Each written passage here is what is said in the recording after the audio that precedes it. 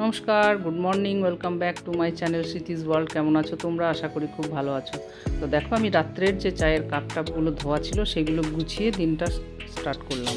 আর এই দেখো চলে এসেছে প্রিয়ঙ্কা। আজকে বলেছে পুজোর ঘর ঝাড়াঝুড়ো হবে, তাই ও রীতিমতো বসে পড়েছে ঘর ঝাড়ার জন্য। দেখেছো, সিঁড়ি বের করেছে, সেই সিঁড়ি দিয়ে চেপে পুরো ঝুল ঝেড়েছে, মানে সমস্ত কিছু পরিষ্কার টরিষ্কার করে আলমারির জিনিস নামিয়েছে, দিয়ে আবার সেগুলোকে পেপার পাতলো, গুছালো।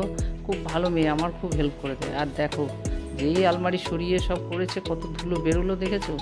ফ্যানটাও লাস্টে মুছলো। এই তো সৎসঙ্গ দিলাম 15 আগস্টে, তখন মোছা হয়েছে সব, কিন্তু দেখেছো এখন আবার নোংরা পড়ে গেছে।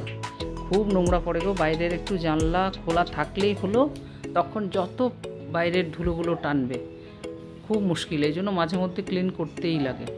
আর এই দেখো, আলমারির থেকে যত জিনিস, ঘর যেহেতু ঝাড়া পোছা হয়ে গেছে, ভেবেছিলাম একদিন ভাদ্র মাসের রোদ দেব জামা কাপড়গুলোই, কিন্তু সে রৌদ্র তো হলোই না। ভাদ্র মাস কি আশ্বিন মাসটাতেও হলো না। আজকে কতটা দিন হতে চললো, কোনো রৌদ্রের মুখই নেই। আর যেদিন হয়তো রোদ হয় সেদিন আমি ব্যস্ত থাকি, তাই আলমারি খালি করে দিলাম। ভাবলাম আবার নিউজ পেপার পেতে এই জামা কাপড় গুছিয়ে ন্যাপথলিন দিয়ে টিপটপ করে রেখে দেবো। এটাই করবো, আর কি করা যায়, এছাড়া আর পেরে উঠতে পারলাম না। তাই দুটো আলমারি পরিষ্কার করে দিলাম। আর প্রিয়ঙ্কা দেখো এখানে চলে এসেছে ও রান্নাঘর পরিষ্কার করতে। বললো আজকে একটু সময় আছে, আজকে আমি রান্নাঘরটা পরিষ্কার করব। কারণ এটা একদিনের ভিডিও নয়, এটা 2 দিন 3 দিনের ভিডিও আমি জুড়ে করেছি, ঘর পরিষ্কারেরই একটা ব্লগ। তো দেখো, এখানে সমস্ত পরিষ্কার হয়ে যাওয়ার পরে আমি এই ঘরের আলমারি খালি করে আমি আবার এই ঘরের আলমারিটাকে গুছাবো। কিভাবে গুছাবো আমি নিজেও বুঝতে পারছি না। এখন ভাবছি বিকেলবেলাতে গুছাবো, এটা এমনিই থাক।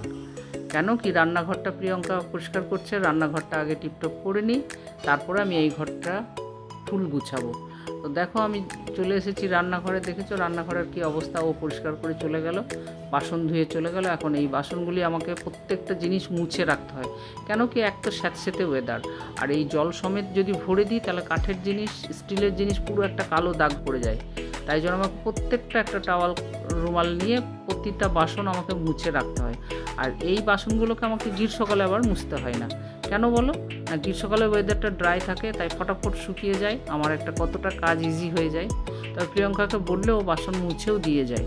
কিন্তু আজ যেহেতু রান্নাঘরটা পুরো পরিষ্কার করেছে, আর এটা ওয়াল পেন্টিং ছিল, তো অয়েল পেন্টিং, অয়েল পেন্টিংয়ের জন্য ও পুরো একটু শ্যাম্পু দিয়ে সার্ফ জল দিয়ে পুরো দেওয়ালগুলো মুছেছে, যার জন্য অনেকটা খাটনি হয়েছে। আজ আর আমি বলতে পারলাম না যে এগুলো মুছো। আর ঠিক আছে, তুমি যাও, আমি আস্তে আস্তে সব মুছে গুছিয়ে নেবো। তাই দেখো, আমার যথারীতি এগুলো সমস্ত মুছা হলো। আর রান্নাটা করে রাখা ছিল ডাইনিং টেবিলে, এখন আবার ডাইনিং টেবিল থেকে রান্নাঘরে এনে শিফট করে দিলাম। কেন কি, ডাইনিং টেবিলটাকেও মুছতে হয়, পরিষ্কার করতে হয়, যার জন্য ফটাফট কাজ একটু করতে লাগে। আর আগে কি কাজ করতাম গো, প্রচুর কাজ করতাম, কিন্তু এখন যেন বয়সের সাথে সাথে নিজেই বুঝতে পারছি আমার শরীরেরও ঢিলা পড়ে গেছে, মানে এনার্জি একদম চলে যাচ্ছে। আর তারপরে যদি এই পা ব্যথা থাকে তাহলে তো আরও অসুবিধায় পড়ে যায়। তো যাই হোক, করে নিলাম। এখন ওষুধ খেয়ে পা ব্যথা কমিয়ে এই কাজগুলো তো করতেই হবে। পুজোর আগে যেহেতু ঘর পুরো পরিষ্কার হয়, সেইভাবে করতেই লাগবে, তাই না?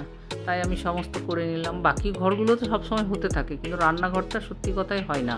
রান্নার এইগুলো হয়, সিঙ্কগুলো হয়, যে কোটো বাটা রাখার রয়েছে, এইগুলো মোছামুছি প্রায়ই হয়, কিন্তু উপর দেওয়াল টেওয়ালগুলো এগুলো হয় না সবসময়।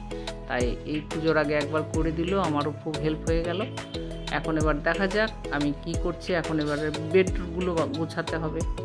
মেয়েদের কত কাজ থাকে, পুজোর আগের কাজ, বাজার করা, ঘর দুয়ার পরিষ্কার করা, তারপরে আবার নাড়ু মিষ্টি তৈরি করা, কাজের শেষ নেই। আর তার সাথে এখন আবার যেহেতু আমি তোমাদের সাথে জুড়ে আছি, তাই তোমাদেরও সাথে একটু সময় দিতে হয়। সেটা আর আমার খুলে বলার দরকার নেই, তোমরা নিজেরাই বুঝতেই পারছো। তো দেখো, আমার সমস্ত বাসন গোছানো হয়েছে, কেমন সুন্দর রান্নাঘরটা টিপটপ করে দিলাম, খুবই ভালো লাগছে। এরপরে আমি যাব স্নানে, স্নান করে এসে খাওয়া দাওয়া করব। খাওয়া দাওয়ার পরে আমি যে বেড গুছাবো, সেই বেডেরও পিকচার তোমাদের কাছে শেয়ার করব। তার জন্য তোমাদেরকে জুড়ে থাকতে হবে, ইন্তেজার করে থাকতে হবে। তো দেখো, আমার সমস্ত গুছানো হয়ে গেল বাসন, দেখেছো সব একদম টিপটপ হয়ে গেছে। আর এখানে ঝুড়িটা ধুয়ে রেখে দিলাম। আর এই যে আমার আলমারি গুছানো হয়ে যাওয়ার পরে আমি তোমাদের কাছে শেয়ার করলাম যে রুমটা কত সুন্দর লাগছে। আমি বেডশিট পেতে দিয়েছি, বেডশিট পেতে দেওয়ার পরে কি ভালো না লাগছে, আহা হা। সাদা হচ্ছে মন প্রফুল্ল করার জিনিস, তাই আমার সাদা জিনিস ভীষণই ভালো লাগে।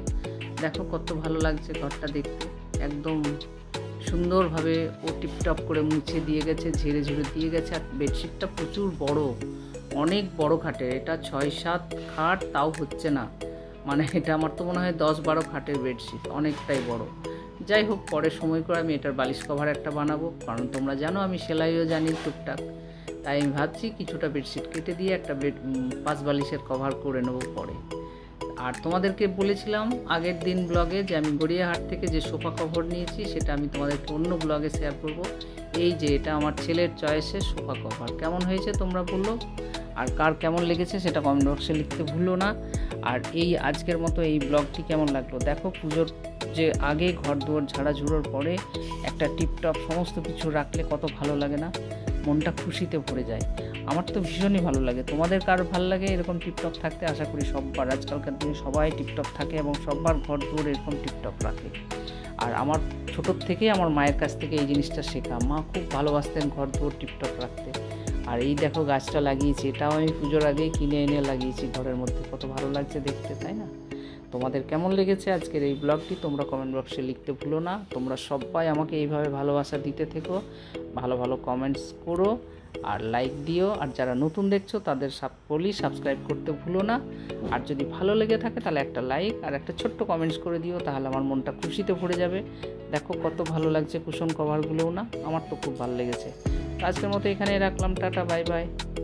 ওই মিষ্টি ডরু কেমন আছো? খুব মিস করছি তোমায়। আর এই যে আমার দুটো কিউট আর মিষ্টি দাদু ভাই, টাটা বাই বাই।